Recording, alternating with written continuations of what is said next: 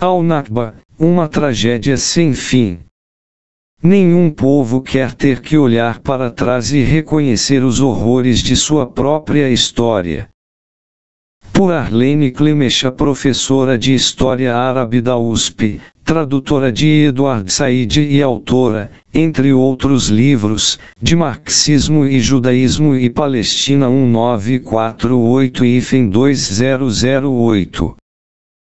O termo árabe al-Nakba, traduzido como a catástrofe, traz a conotação de uma miséria profunda e refere-se à expulsão de 750 mil palestinos do território onde foi criado o Estado de Israel em maio de 1948. Mais recentemente, os estudos da área começaram a empregar o termo Nakba contínua, para referir-se ao fato de que o processo de expulsão, que teve seu auge em 1948, continua até os dias de hoje. Em 1967, outros 350 mil palestinos foram deslocados da Cisjordânia. Fora dos períodos de guerra, o deslocamento forçado ocorre por outros meios, seja através de leis e dispositivos discriminatórios, seja pela invasão e roubo de casas palestinas por colonos radicais, evento recorrente em Jerusalém Oriental. O primeiro a chamar atenção para o caráter contínuo da Nakba não foi um historiador, mas o escritor libanês, ex-combatente da liberdade, ou Fidaí em árabe, Elias Khoury. Ferido ao redor dos 20 anos de idade, trocou o rifle pela caneta, e passou a coletar os fragmentos de histórias palestinas e a tecer narrativas que registram o longo, ininterrupto sofrimento e resiliência desse povo.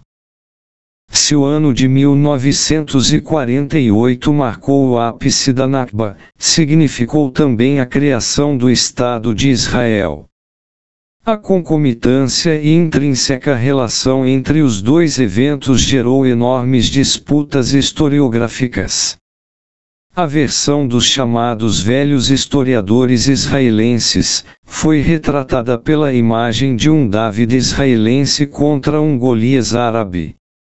O jovem Estado de Israel, nascido das cinzas do Holocausto Europeu, teria enfrentado uma terrível força árabe, cujo desejo seria eliminar o país e lançar os judeus ao mar. A Guerra de 1948, segundo tal narrativa, seria uma guerra de defesa. Os palestinos teriam fugido a mando de seus líderes, para dar lugar à entrada dos exércitos árabes. Um dos primeiros historiadores palestinos, Arif al-Arif, era na ocasião o comissário assistente do distrito de Ramallah e foi encarregado de receber o negociador da ONU, o conde sueco Fulke Barnadat, na terceira semana de julho de 1948, pouco após a queda e o massacre de LYD e Ramallah. 60 mil habitantes dessas duas cidades tinham sido forçados a uma marcha da morte em que centenas deles pereceriam desidratados e exauridos antes de chegar a Ramallah. O conde Barnadat tinha sido informado pelos oficiais israelenses que os palestinos fugiram a mando de seus líderes. Arif al-Arif conta que ele prontamente levou o conde Barnadat para encontrar alguns desses líderes nas cavernas onde tinham se refugiado, para ouvir seus relatos. Foram encontros como esse que certamente fizeram com que Barnadat reportasse ao ONU que nenhum acordo será justo e completo se não for garantido o reconhecimento do direito dos refugiados árabes a voltarem para suas casas, de onde foram desalojados. O conde Barnadat foi assassinado poucos meses depois pelo grupo extremista Lehi, comandado na época por Itzhak Samir, que passaria de terrorista procurado pelas autoridades inglesas a primeiro-ministro de Israel, em 1983. O mito do êxodo voluntário dos palestinos perdurou por 3 décadas, não obstante Fulk Bernadotte, Arif al-Arif, e o historiador Walid Khalid, que na década de 1950 foi o primeiro a comprovar a sua falsidade com pesquisas em arquivo. Como a alegação era de que as altas lideranças árabes haviam emitido ordens pela rádio para que os palestinos fugissem, Walid Khalid revirou o acervo das gravações radiofônicas árabes de 1948, mantido no Museu Nacional de Londres, onde não encontrou nenhum registro de qualquer ordem nesse sentido. O personagem Adam, do mais recente romance de Elias Cauri publicado no Brasil, Meu Nome é Adam, editora Tabla, pergunta, muito pelo contrário, por que não fugiram? Morreram estimados 15.000 palestinos na Nakba de 1948. Foram registrados mais de 30 massacres como o de Deir Yassin, ocorrido em 9 de abril de 1948, ou de Tantura, caso investigado por Ted Katz, aluno do historiador israelense Ilan Pappé na Universidade de Haifa que, após defender sua tese com nota máxima, foi, na sequência, pressionado pela direção da faculdade a alterar suas conclusões. Na década de 1980, surgiu uma onda de publicações acadêmicas, dos chamados novos historiadores israelenses que, mais de 2 décadas após os historiadores palestinos a quem ninguém deu ouvidos, também refutaram a velha narrativa sionista do êxodo voluntário. Fizeram-no principalmente a partir de arquivos nacionais e militares israelenses abertos 30 anos após 1948.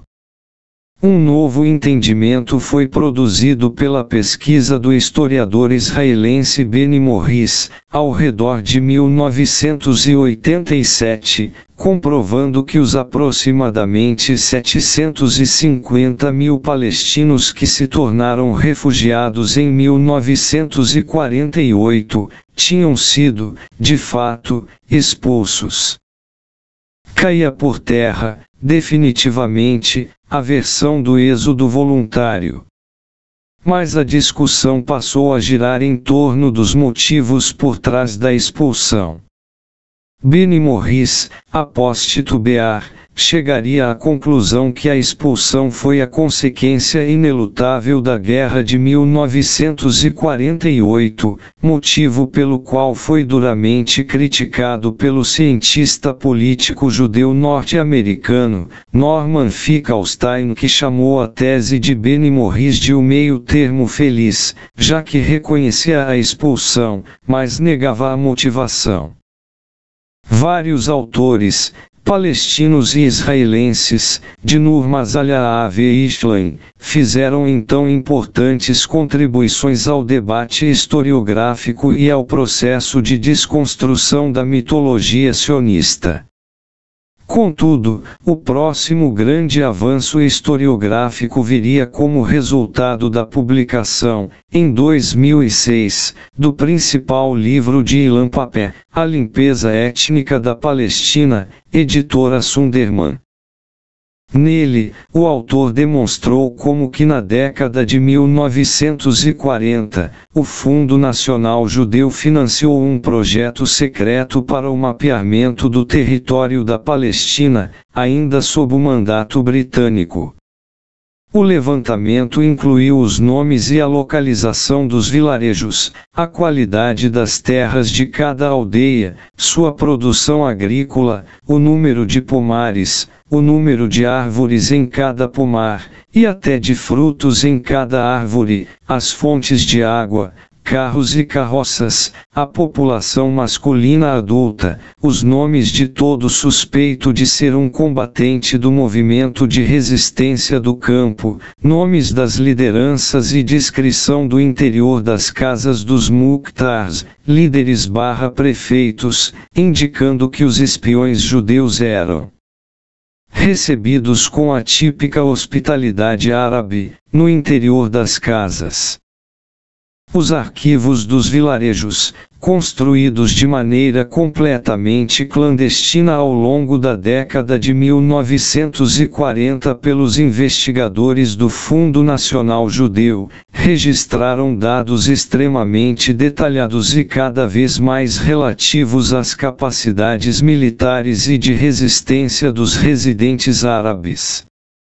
Segundo Ilan Pappé, essa informação foi usada, primeiro, para entender quais terras seriam as mais cobiçadas para a formação do Estado judeu quando chegasse o momento, segundo, que tipo de força de resistência poderiam encontrar em cada região e em cada aldeia. Os arquivos dos vilarejos teriam fornecido a base de dados para a elaboração do Plano D, Dalet, em hebraico, o plano de guerra do exército israelense em 1948, ou, na visão de Ilan Pappé, o plano para a limpeza étnica da Palestina. O termo pode ser entendido como uma política deliberada de remoção de populações civis de seus territórios, por meio da violência e do terror, para viabilizar a ocupação por seus perpetradores. Assim, difere da ideia de genocídio, ação onde há uma comprovada intenção de eliminar grupos étnico-raciais, nacionais ou religiosos. Os ataques aos vilarejos seriam conduzidos inicialmente pelas milícias sionistas, Haganah, Irgun, e Lirai, mais conhecido como o Bando Stern, e teriam início assim que aprovada a partilha da Palestina, em votação da Assembleia Geral da ONU em 29 de novembro de 1947.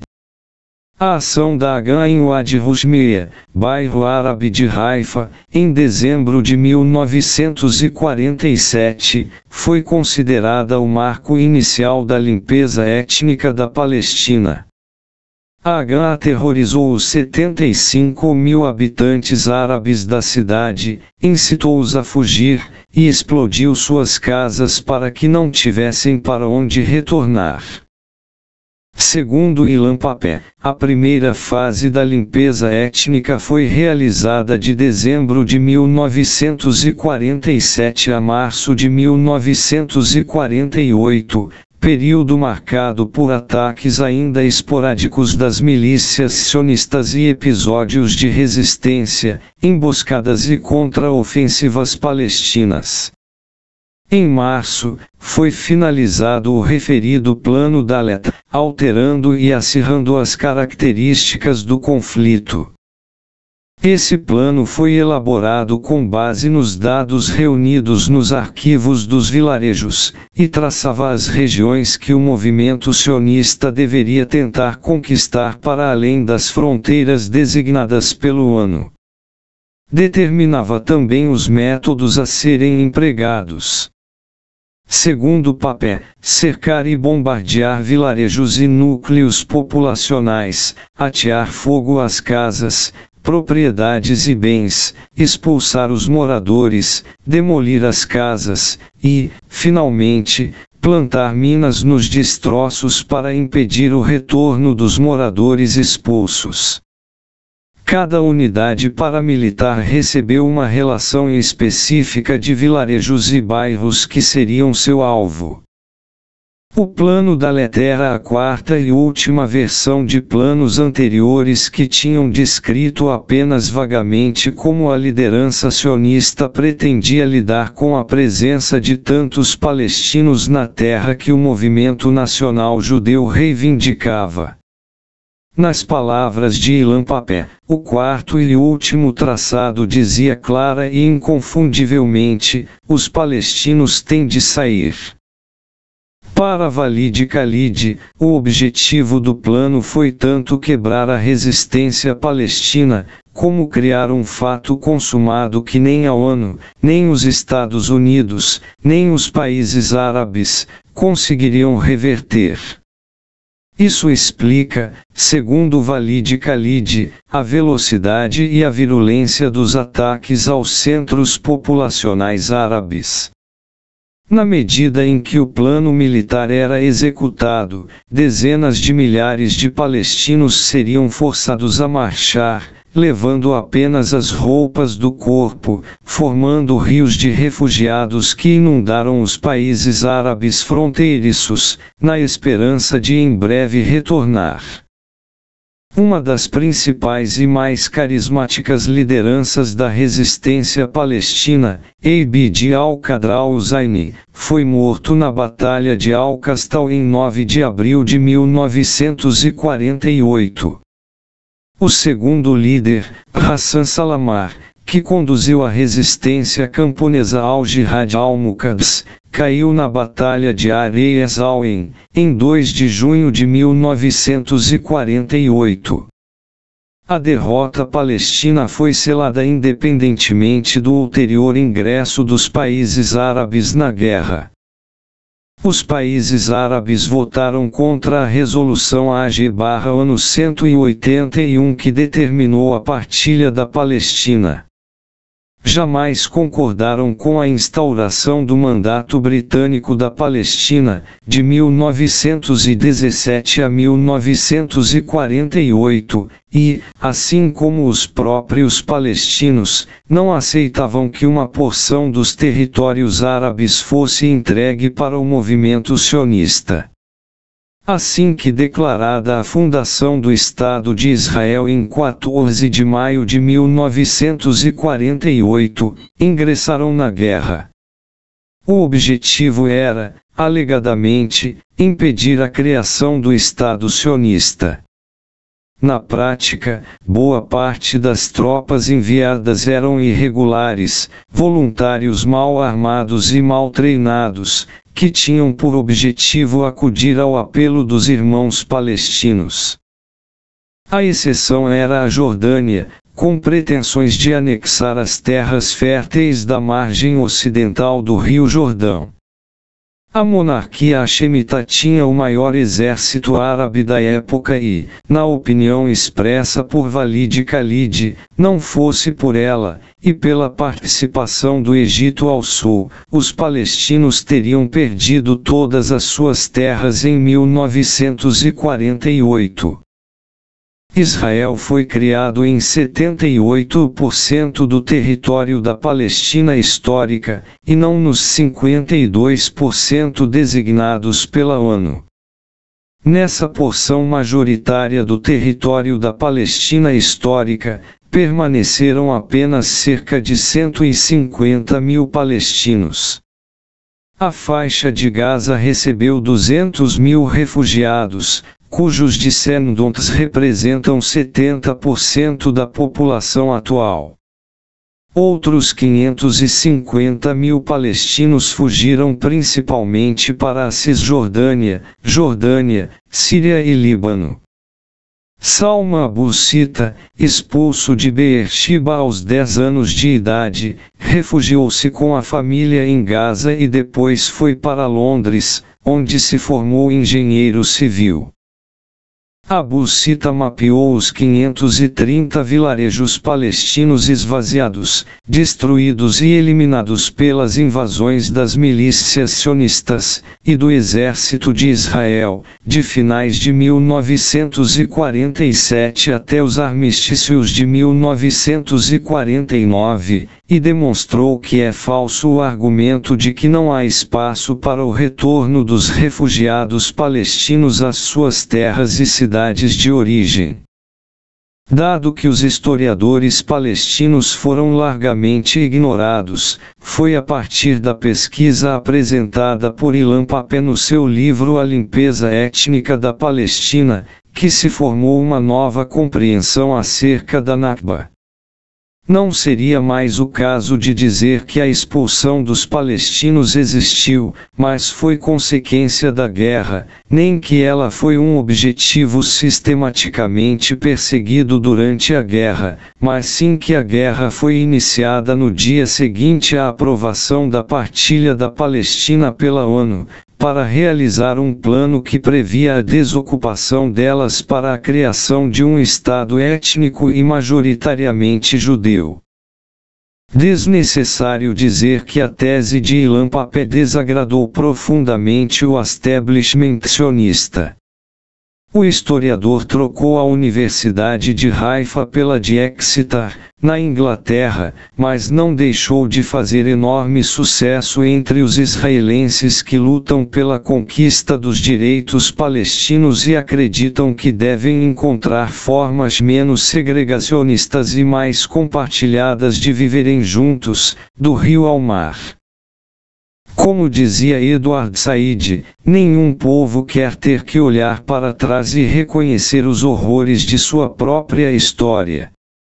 Ao mesmo tempo, dizia ele, somente o reconhecimento dos sofrimentos mútuos dos judeus no Holocausto e dos palestinos na Nakba poderá gerar a reparação e os elos necessários para uma vida em comum. Enquanto a Nakba continua e se agrava, o reconhecimento da catástrofe apenas começa. Arlene Clemecha é professora de História Árabe Contemporânea da Universidade de São Paulo, USP. Autora, entre outros livros, de Marxismo e Judaísmo, História de uma Relação Difícil,